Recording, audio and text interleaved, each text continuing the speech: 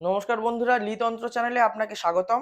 আজকের আমি আপনাদের সাথে বলবো গর্ভ নষ্ট করার বান কেন মারা হয়, বা কোনো মেয়ের শরীরে বা কোনো মেয়ের গর্ভে বান কেন মারা হয়, সেই সন্তানটা নষ্ট করে দেওয়া হয় কেন, বা কি করলে সেই জিনিস থেকে মুক্তি পাবেন, সেই বিষয়ে আজকের এই ভিডিওর মাধ্যমে আপনাকে বলবো। তো পারিবারিক কিছু কারণ থাকে যেই ক্ষেত্রে মানুষ মানুষের উপরে বা সেই মহিলার উপরে বান মারে বা গর্ভ নষ্ট করে দেয়, বা তার গর্ভের সন্তান বেঁধেও রাখে, গর্ভ ভেড়ে দেয়, নষ্ট করে দেয়। তো এগুলোর কারণ কি? জায়গা জমি সংক্রান্ত কারণ হতে পারে, পারিবারিক হিংসাও হতে পারে। যেমন হয়তো একজনের হয়তো 10 কাঠা জায়গা আছে, তার হয়তো দুটো সন্তান বা তিনটে সন্তান, সেই ক্ষেত্রে ভাই ভাইয়ের ভিতরে খুব হয়তো অশান্তি। সেই জায়গা থেকে হয়তো কেউ হয়তো ভাগ দিতে চাইছে না, বা ছোট ভাই বা বড় ভাই বা মেজো ভাই যে কোনো একজন, আর হয়তো এক ভাই ভাইয়ের ভিতর থেকে কোনো একজন হয়তো চাচ্ছে ওর সন্তান হতে দেব না, ওর সন্তান হলে আমার এই জায়গা থেকে ভাগ দিতে হবে। বা রোডের কোলে হয়তো অনেকটা জায়গা পড়ে আছে, বা অনেক টাকা সম্পত্তি, সেখান থেকে 50 লাখ টাকার হয়তো সম্পত্তি থাকলো, সেখান থেকে হাফ দিলে হয়তো 25 লাখ টাকা থাকবে, তা ওর সন্তান হতে দেবো না, বা সেই ক্ষেত্রে পুরো গোষ্ঠীটাকেই মেরে দেবো, বা পুরো সংসারটা নষ্ট করে দেব, এগুলোও করে। বা গর্ভের সন্তানটা পুরোপুরি নষ্ট করে দেয়। বা এই গর্ভনাশ বান কিভাবে মারা হয় দেখুন। আর তার আগে আর একটা ছোট করে একটা কথা বলে রাখি।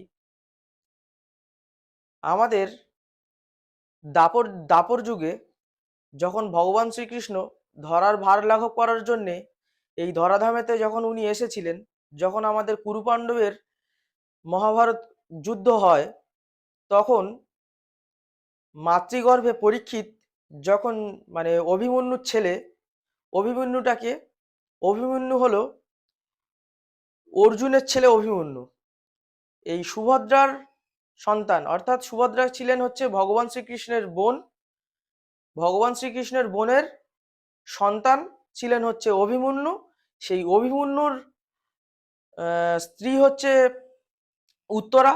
উত্তরার গর্ভে যখন পরীক্ষিত ছিল, উত্তরার যখন পেটের ভিতরে যখন পরীক্ষিত যখন ছিল, তখনই অশ্বত্থামার হিংসার কারণে, বা অশ্বত্থামা তখন ওর বাবাকে মারা হয়েছে সেই কারণে ও না রাগ সহ্য করতে পেরে, এবং দুর্যোধনের পক্ষে ছিল তখন অশ্বত্থামা। তো কুরু পাণ্ডবের যখন যুদ্ধ হয়, তখন গুরু দ্রোণাচার্যকে যেরকম পঞ্চপাণ্ডব বা অর্জুন এরা হচ্ছে এই পক্ষ থেকে যেহেতু মেরেছিল, সেই রাগটা দ্বিতীয় পক্ষের, উভয় পক্ষের হচ্ছে অশ্বত্থামার এটা সহ্য হয়নি। তো নিজের পিতাকে মারার প্রতিশোধ নেওয়ার জন্য পঞ্চপাণ্ডবকে মারবার জন্য চেষ্টা করেছিলেন। তো সেই চেষ্টাতে ব্যর্থ হন। তার কারণে ওই যে শিবির ছিল, কুরুক্ষেত্র যুদ্ধের যে শিবির, মাঠ প্রাঙ্গণে যে শিবির ছিল, সেই শিবিরের মধ্যে পঞ্চপাণ্ডব ভেবে পঞ্চপাণ্ডবের 5টা সন্তানকেই শিরচ্ছেদ করে বা গলা কেটে নেয়, মেরে দেয়। তো এইটা ভেবেছিল যে পঞ্চপাণ্ডবকে মেরেছে, কিন্তু পঞ্চপাণ্ডবের কাউকে মারতে পারেনি, পঞ্চপাণ্ডবের ছেলেকে মেরেছে। পঞ্চপাণ্ডবের সন্তানদেরকে মারার পরে সে এবার বুঝতে পারলো যে না, এটা পঞ্চপাণ্ডব নয়, পঞ্চপাণ্ডবের সন্তান। তো পুনরায় চেষ্টা করেছিল যে এদেরকে মারবার, কিন্তু পারেনি। তখন অশ্বত্থামার রাগের বশে, তেজের বশে, তখন কিন্তু উত্তরার গর্ভে কিন্তু এই ব্রহ্মশির বাণ প্রয়োগ করেছিল। এই ব্রহ্মশির বাণ যখন উত্তরার গর্ভে মারে, মারার পরে উত্তরার সারা শরীরের ভিতরে একটা কষ্ট অনুভূতি হয়, সারা শরীর ছটফট করে, পেটের যন্ত্রণা শুরু হয়ে যায়, যোনি পীড়া শুরু হয়। তো সেই ক্ষেত্রে পঞ্চপাণ্ডব এরা সবাই মিলে বলেছিল যে হচ্ছে, হে মাধব বা হে গোবিন্দ, আপনি এই উত্তরার গর্ভকে আবার পুনরায় এই সন্তানকে রক্ষা করুন। কারণ এই উত্তরার গর্ভে মারবার কারণ কি ছিল? এই উত্তরার গর্ভে যে সন্তান ছিল, সমগ্র আর্যাবর্তের তিনি কিন্তু সম্রাট, পরবর্তী সম্রাট হবেন। এই কুরুক্ষেত্র যুদ্ধ শেষ হওয়ার পরে যখন অভিমন্যুর ছেলে পরীক্ষিত যখন জন্মগ্রহণ করবেন, বা পরবর্তী সম্রাট বলে তাকে ঘোষণা করা হবে, বা তিনি এই রাজ্য বা রাজত্ব সামলাবেন, সেই কারণবশত এর হিংসাটা সহ্য না করতে পেরে বাণটা প্রয়োগ করে। তো এই রকম প্রক্রিয়ায় কিন্তু যখন মাতৃগর্ভে পরীক্ষিত যখন ছিল, তখন অশ্বত্থামা ব্রহ্মশির দিয়ে যখন প্রয়োগ করলো, তখন ভগবান শ্রীকৃষ্ণের তো পদ্মহস্ত, এই পদ্মহস্ত দ্বারা ভগবান শ্রীকৃষ্ণ ছায়া হাতে পদ্মহস্ত তখন ওই যে উত্তরার গর্ভে তখন কি গর্ভের সামনে প্রসবদ্বারের সামনে তখন রাখলো। রাখার মাত্র সেই ব্রহ্মশির মহাস্ত্রের শক্তিটা কিন্তু ওখানেই হরণ হলো।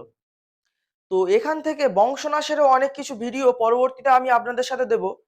এখন বলি, এই যে গর্ভনাশের যে বাণটা প্রয়োগ করেছিল, পরবর্তীতে কিন্তু সেই গর্ভনাশের বাণ তক্ষক সর্প হিসেবে আবার কিন্তু সেই পরীক্ষিতের কিন্তু মৃত্যু ঘটে পরবর্তী সময়। তো এইভাবে বংশনাশ প্রয়োগ করা হয় কোনো নারীর উপরে, কোনো মেয়ের উপরে বংশনাশ প্রয়োগ এই রকম কারণবশত হিংসা, জায়গা জমি, লোভ সহ্য না করতে পারা, একজনের হয়তো অনেক অর্থ আছে বা পাড়া থেকে অনেক মানুষের হিংসা করতে পারে, বা আমাদের আশেপাশে অনেক সোসাইটি বা রিলেটিভ বা হচ্ছে আমাদের প্রতিবেশী, তার ভিতর থেকেও কিন্তু এই বংশনাশ মারণ বা গর্ভনাশ মারণ বা গর্ভের সন্তান বিনষ্ট, এগুলো কিন্তু বাণ প্রয়োগ করে হিংসা করে। আর অনেক ক্ষেত্রে অনেক মায়েদের এই নাশ যদি চালানো করে দেয় প্রেতের মাধ্যমে, তাহলে কিন্তু তাদের যতই সন্তান নেওয়ার চেষ্টা করুক, যতই ডাক্তার দেখাক, রিপোর্ট কিন্তু সব ওকে আসবে, তারপরেও কিন্তু গর্ভে সন্তান আসবে না। গর্ভে সন্তান আসলে টেস্ট করার পরেও দেখছে যে হ্যাঁ, গর্ভে সন্তান আছে, কিন্তু 1-2 মাসের ভিতরে সেটা মিসক্যারেজ হয়ে যাবে বা সেই সন্তানটা নষ্ট হয়ে যাবে। তো এই সমস্যাগুলো এই গর্ভনাশ মারণ ক্রিয়া বা গর্ভনাশ চালান বা গর্ভনাশ বাণ মারলে এই জিনিসগুলো কিন্তু ঘটে। অনেক মানুষের এই সমস্যা থেকে আমি সমাধান দিয়েছি। যদি কারোর এরকম সমস্যা হয়, তাহলে স্ক্রিনে দেওয়া নাম্বারে অবশ্যই যোগাযোগ করবেন। আপনাদের ভিডিওটি দেখার জন্য অসংখ্য ধন্যবাদ। জয় গুরু বামদেব, জয় মা তারা। সবাই ভালো থাকবেন, সুস্থ থাকবেন।